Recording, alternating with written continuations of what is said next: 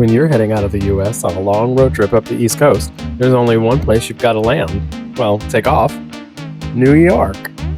Welcome to New York City, where the lights are brighter, the food is tastier, and the traffic is louder than JR snoring.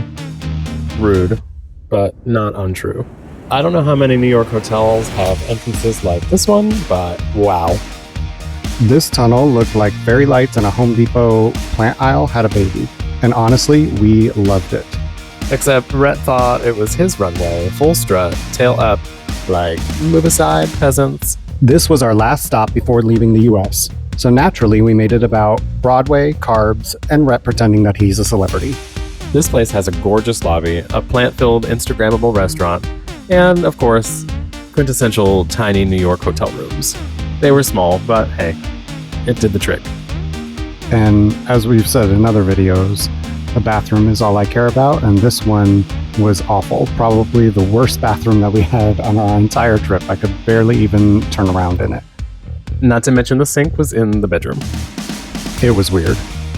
We woke up to a brand new beautiful day in Soho, so of course that meant we were going to walk around and enjoy the neighborhood and all the architecture.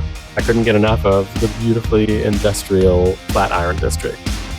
And don't get me wrong, I loved the architecture as well, but I was more focused on pizza. There was pizza places on every corner, and I just wanted to stop and have some. Pizza. And then there was the arch, dramatic, Instagrammable, and the perfect backdrop for Rhett's farewell performance. This is the Grand Beaux Arts entrance from Chinatown over to Brooklyn through the East River. This place was really cool and steeped in history, but there was nobody there. I was really surprised for a big open space in New York City for there not to be hardly anyone in it. It was surprising. Also, there was bird poop everywhere on the ground, which made it interesting walking around the square. However, it was a big, open, beautiful concrete park basically around this arch, and we had a great time running up and down with him. Pigeons pooping in New York surprised you? Not me.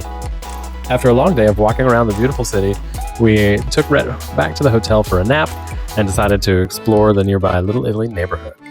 Little Italy welcomed us with neon lights, restaurants everywhere, and signs that basically screamed, "Eat more pasta." And we listened. We're nothing if not obedient when it comes to carbs.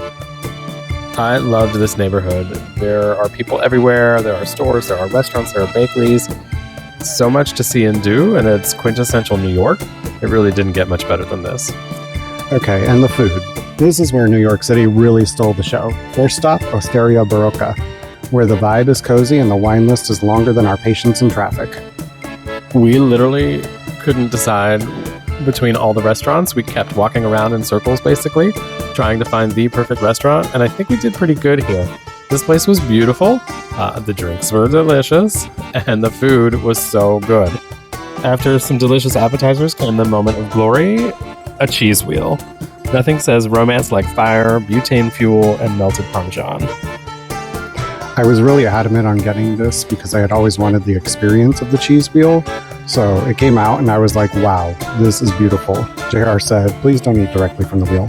And for you foodies out there, I believe this is called raclette. I was really surprised how long it took to get some cheese heated up and thrown on the pasta, but it was definitely worth the wait. I will agree, it took a lot longer than I expected. It was very cool to watch. However, it was really delicious.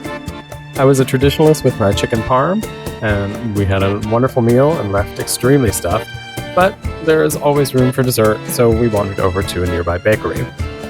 It was only a few doors down from where we were at, so we didn't have to walk far.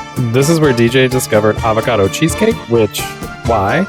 He looked at guacamole and thought, needs more sugar. Hey, don't knock it till you try it. It was confusingly delicious. I'm sure it was, but I stuck with the traditional favorite of cannoli, and they were heaven. And by traditional, he means boring.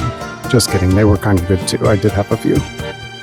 Cannoli, powdered sugar everywhere. Basically, we turned into human snowmen. Good. Just call me Frosty.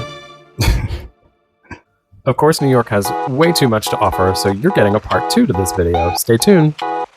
As always, like, comment, and subscribe. And we'll see you next time. Totes!